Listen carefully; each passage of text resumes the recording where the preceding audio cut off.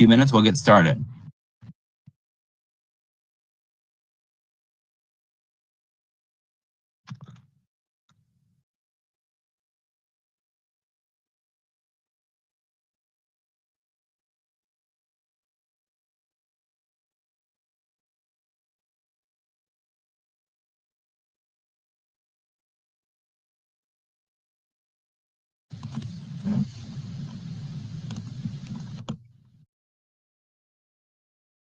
All right, I think we've got most folks are in.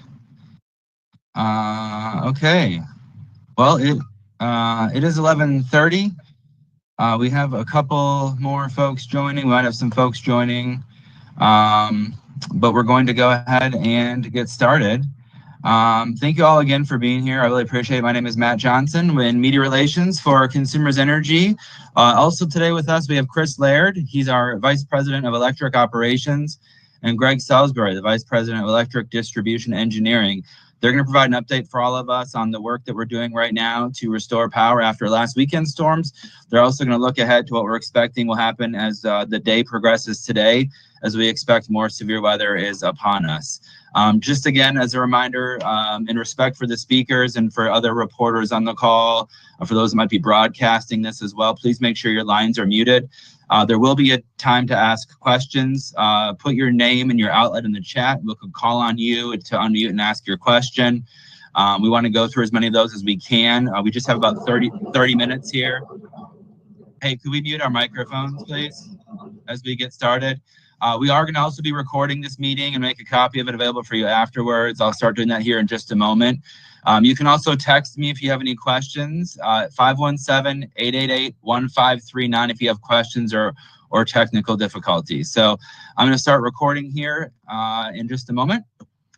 So this meeting is being recorded. I understand also from our broadcast folks specifically that, we will have Greg and Chris speak and be on camera on full screen. They do have some slides that they would like to go through in a PowerPoint deck that we will take full for a portion of their speaking, but then again, they will be on camera in full for the Q&A portion.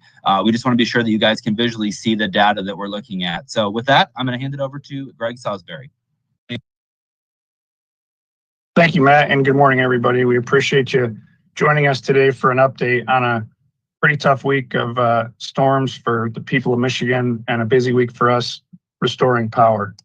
We're going to present some information just to give you a perspective on what kind of weather the state underwent and our progress so far in restoring power.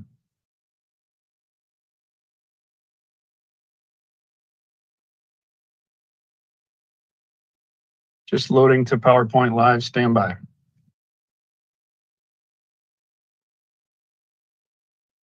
Just as a reminder, Chris and Greg's titles are in the chat as well. My colleague Trisha will be monitoring the chat and has their titles in there for titles purposes as well.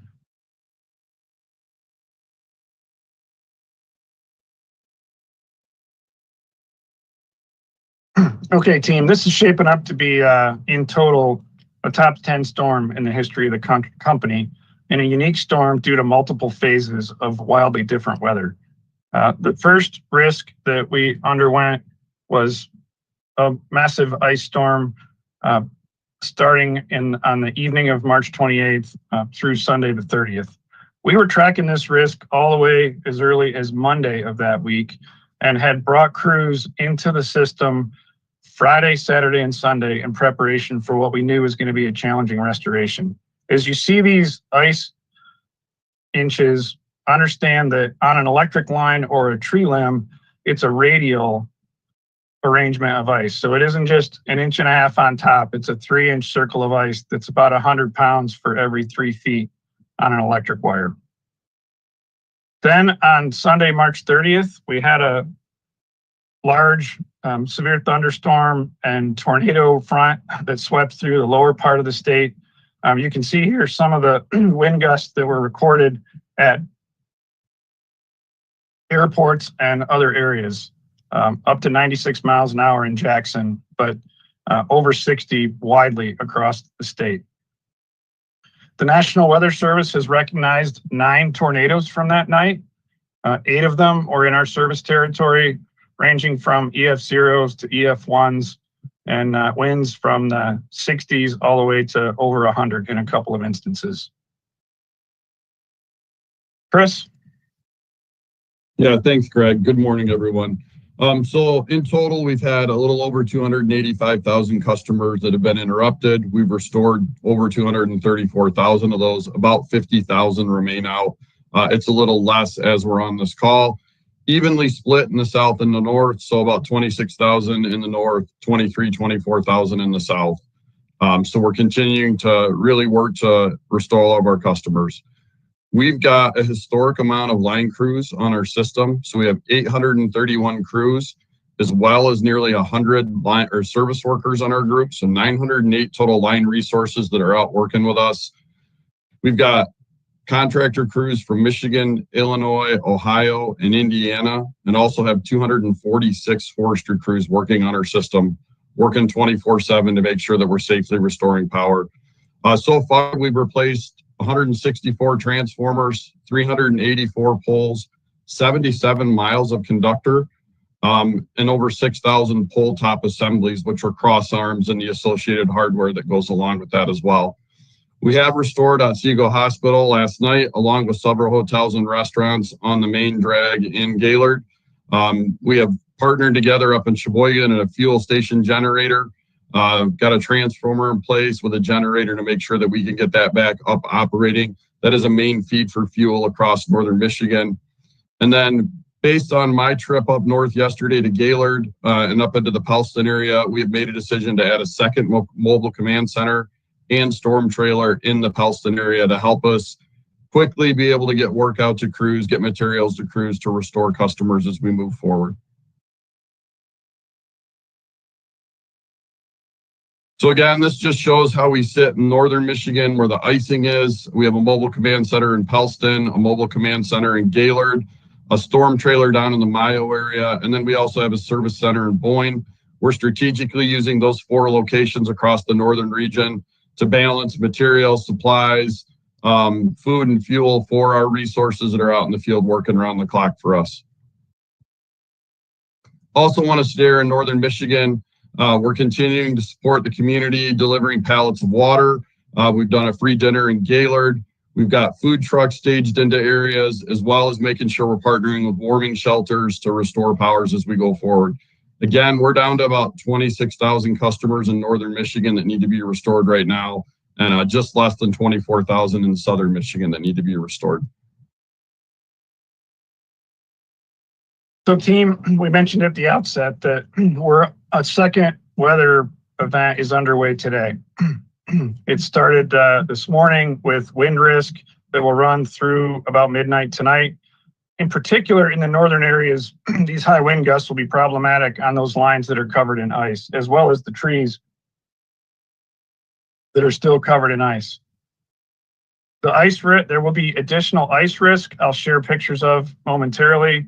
A little bit less ice than we've seen accumulate, but that any type of ice addition to the areas that already have ice will bring risks of further repeat outages.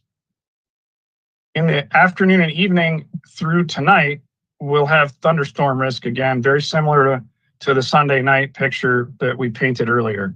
Wind gusts of up over 70, potential large hail, and the ingredients are in the atmosphere for possible tornadoes again. We're expecting this to be primarily along and south of I-96, but potentially as far north as M55. The ice risk we've been monitoring in terms of worst case and most likely has dissipated some. The most likely case would not cause a ton of problems for us, a little bit of slowing down travel through the middle part of the state. The worst case puts ice back up into the region that already had ice, and that would be the case under which we start to see repeat outages up there. This could also turn into a heavy sleet event. You can see here the possible band of heavy sleet from the central to the northeast part of the state, and even in the most likely case, considerable sleet in the northwest, which is not so risky on the electric assets, but does continue to make traveling through these areas complex. There's a possibility of some snow associated with this event in areas that have already been in ice and snow conditions.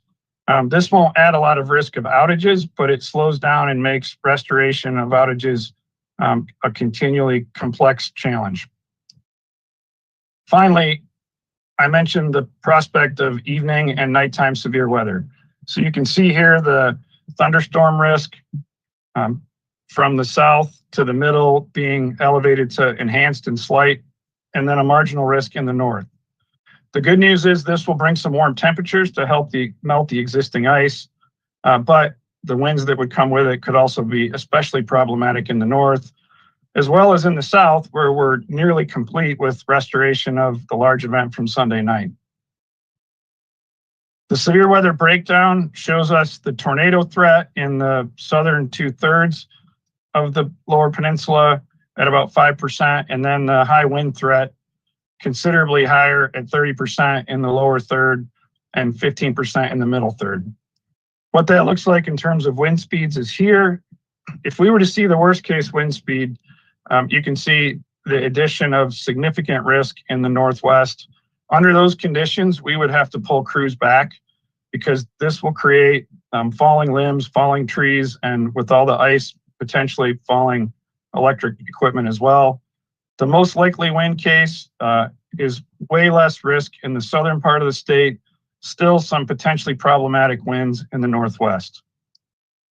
Finally, this event will bring rainfall. In the worst case, extremely heavy rain near 3 inches tonight across the middle of the state. In the most likely scenario, nearly 2 inches north of Grand Rapids, and then less as it moves across the state. But rain, again, will slow down, make logistics difficult, and make restoration difficult because when we get standing water in our right-of-way, it often requires special equipment to stay safe, and it slows down our crews. That being said, Chris mentioned we have record crews on the system, and those crews will stay here until our customers are restored and life in Michigan is back to normal. Back to you, Matt. Thank you, Greg, and thank you, Chris, for providing those important updates to our news media colleagues here statewide who have joined us today. So at this point, we will offer an opportunity to ask Greg and Chris some questions about the weather we've seen, our restoration efforts, and the weather that's coming. Happy to answer those. Feel free to put your questions in the chat, and we'll call on you, put your name and your news outlet in there.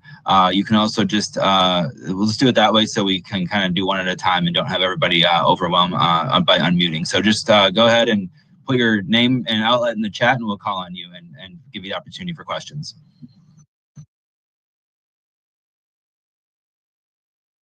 Ed White is up first from AP. Okay, go ahead. Can you hear me? Yep, we got you, Ed. Go ahead with your question.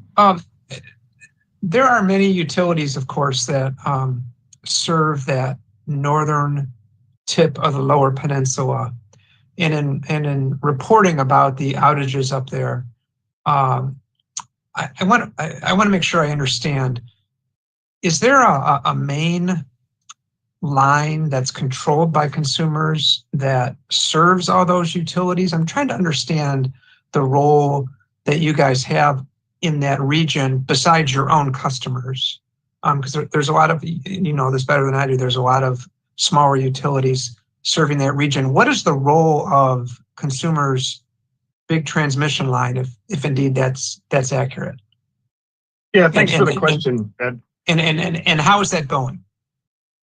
So the transmission system in northern Michigan is operated by ITC. ITC has the 138,000 and 385,000 volt transmission lines in northern Michigan.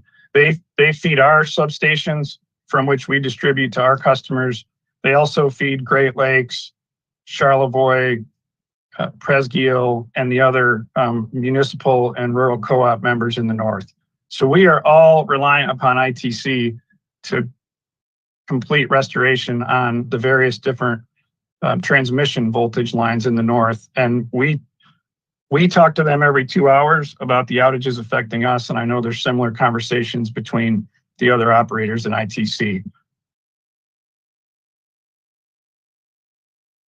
Thank you, Greg. Next up, we have Blaise Carpenter from WCMU Public Media. Hi, can you guys hear me? Yep. Okay, this is kind of an extension off of Mr. White's question. From my understanding, I also believe that there's stations, more larger energy distribution to smaller stations going up towards Alpena in that area. I was just wondering what challenges you guys are facing getting energy to those smaller stations, if I'm understanding that correctly. So ITC feeds Alpena, and they were restored, I believe, yesterday. And Alpena is making great progress on their restoration. Our focus is on, as soon as ITC provides power to our substations, we've been working on all the damage downstream from our substations, and then we begin to work through restoring customers from our substations out to the end of the circuits. Considering the conditions, we're making good progress. For the people of Northern Michigan, we know that this has been a long week, and that's why we're expanding our mobile command center fleet and bringing more leaders and more equipment into the north to continue working on what's already down as well as what might happen today. Thank you. Thanks, Greg. Travis Hicks from Fox 47. Yes, what is some advice you would have for people in any communities in Michigan that have to be on the roads, especially during the evening, where you said we're getting a heavy storm? What are some tips you have for people being safe who have to be on the roads later?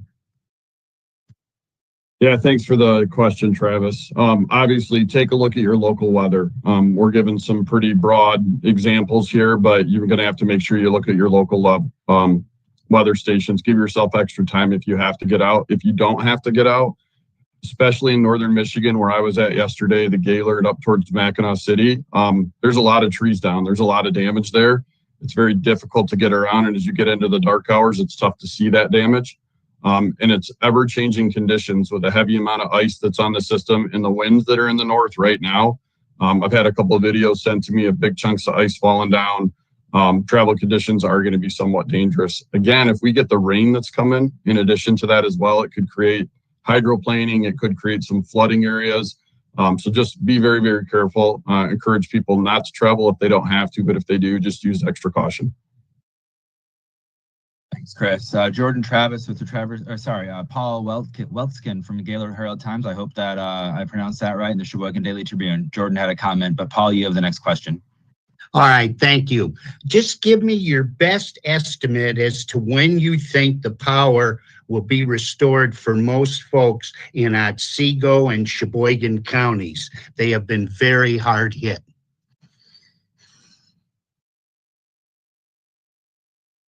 So prior to the weather coming today, Paul, we were focused on the great majority of them restored by midnight Friday. There will be areas that go beyond that, and with the additional complexities of this weather, there's going to be new ETRs established, and we may have to move crewing and shift if the damage comes in areas we've already restored or in areas that weren't hit as hard before. So right now, I think the best answer is after the weather today, we will be back in the public tomorrow with new, more precise restoration estimates. All right, so until after today's weather, right now you're looking at Friday for most power restoration in those counties, correct? Yes, with the caveat that there are hard hit areas that are going to go past Friday, even without additional damage today. Okay. So, all right. And then if there's changes after today's weather, you'll announce that tomorrow, right? Yep. Okay. Yes. Thank Yep. you. We'll have regular updates. Today we plan on issuing another news release at 1 p.m. To give you all a time to report the details of the news conference here, and then we'll send another news release at 1 p.m. today. We also have news releases planned for 4 p.m. and 9 p.m. tonight, and then tomorrow we'll continue a regular cadence of news releases and potentially additional news conferences to keep everybody updated on the situation as it continues. So we will be here and stand ready to continue to help provide those updates as we get them. Next question comes from Steve Carmody with Michigan Public Radio.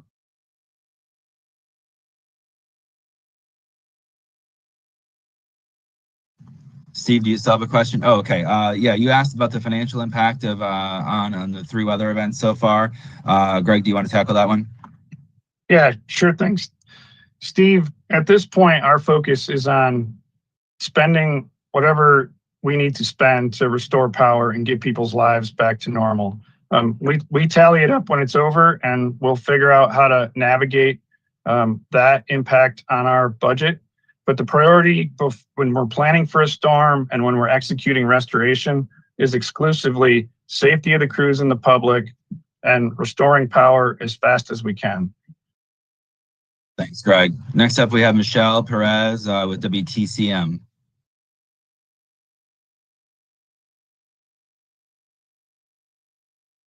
Michelle, do you still have a question? If you could unmute, feel free to ask your question, Michelle. All right, we might have to come back to Michelle. We have WILX. Hi, this is Isley Herschel with WILX. My question is sort of similar to what Paul asked, sort of a timeline of when in Michigan we'll sort of see their power coming back on, and if there is another storm tonight, when people can expect that power to be restored as well.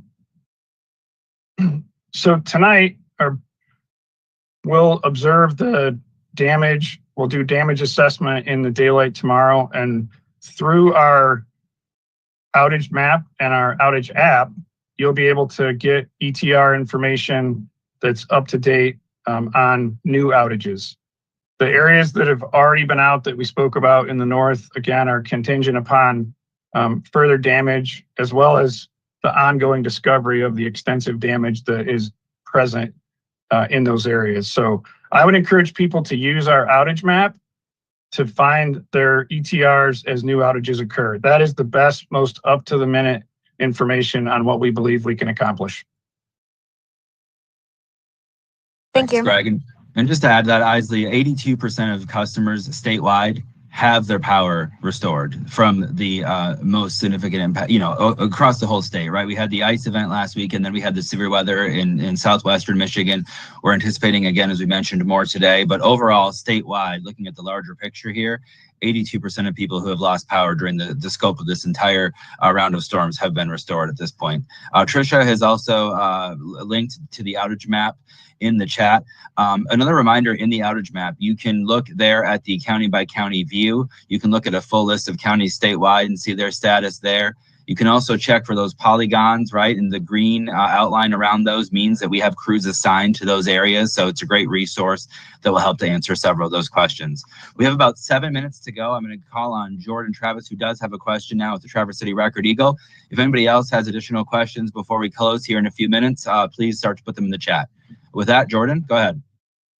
Yeah, my question is, given how this is dragged on for days at a time and looks like it's not over yet, I'm wondering if all of these line crews, if you're running into any issues with fatigue or mandatory rest periods, complicating restoration efforts. Jordan, thanks for the question. Our line crews are trained for this. They work 16 hours and then get 8 hours rest every single day. We're making sure that we have our athletic trainers that are working with them. We talk to them about nutrition. We make sure they stay hydrated, that they're stretching. We provide them all the safety gear to make sure that they're prepared for the changing conditions, whether that be icy job sites, driving hazards, what may be. And then we check in with them every single day and just say, how are you feeling? Is there anything you need? Do you need rest? And what we'll do is we'll move people around based off individuals' feelings on how they're doing. But we check in with them quite frequently. But again, they are trained for this. They work 16 on, get 8 hours rest, and then come back and give us 16 hours again.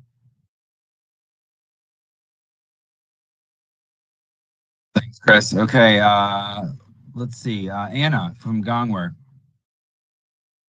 Hi, I just had a quick question. These northern areas were hit pretty hard by these storms. How much of your service territory is north of the Clare area?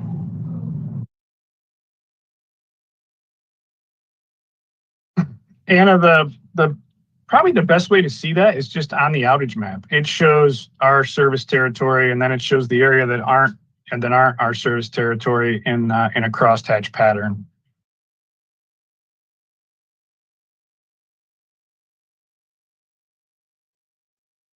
All right, thank you, Greg. And then Michelle has another question. 800 crews. We know it's now more than that. She's asking how many actual workers that equates to. I know that kind of depends on each crew, right, Greg? But do you want to, or Greg or Chris, do one of you want to address that?